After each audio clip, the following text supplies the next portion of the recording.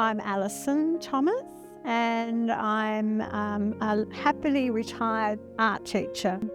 I love colour, and so I paint colourful paintings, but I really like painting water. I paint with acrylic paint. I like to paint when I travel, and so you can just take the little tubes and have a water container with you and paint like that.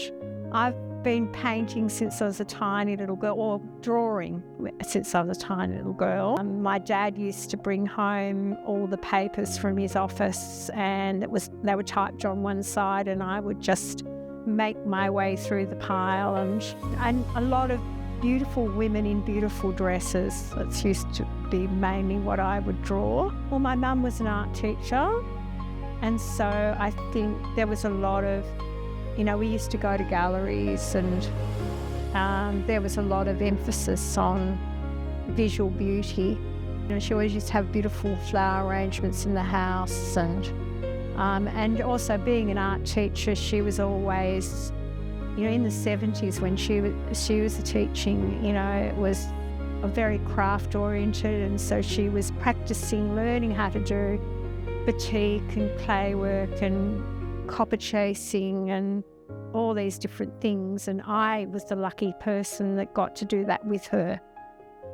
I grew up in Hobart. I didn't come up to the northwest of Tasmania until I married in the late 80s.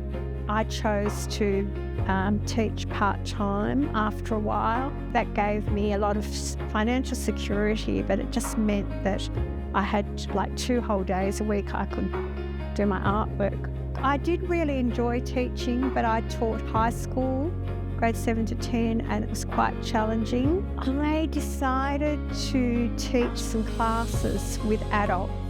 Because I'm kind of known locally for painting water, the obvious thing was to have classes about how to paint water. I did a daytime class and an evening class, and it was just amazing because adults who want to be there, and it wasn't a one-way thing, they were giving to me, they were making suggestions, and they were just like sponges, and they'd go away and do lots of work and come back, and it was just a great experience. So I will do that again because I'm passionate about creating art, and so I enjoyed inspiring them. That was good. My work's got more and more detailed as the older I become.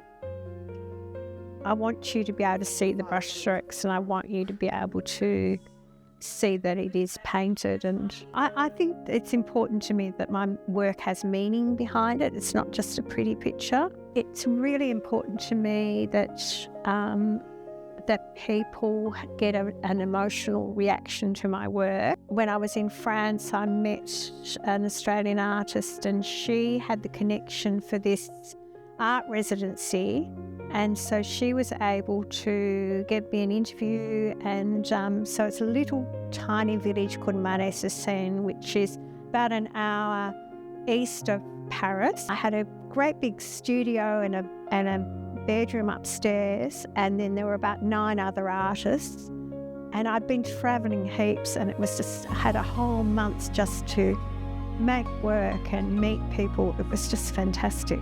My house is like a gallery, really. So I want people to see that. As an artist, I'm still wanting recognition. It's not really about selling work, but you just want people to see your work, and you get feedback. I need something to feed me, and also when I'm painting, I go off into this other world, and time passes, and as long as these are still working and my eyes are still working, I can sit in a chair and do it, can't I? So to not have some vehicle to do that, I'd really miss it.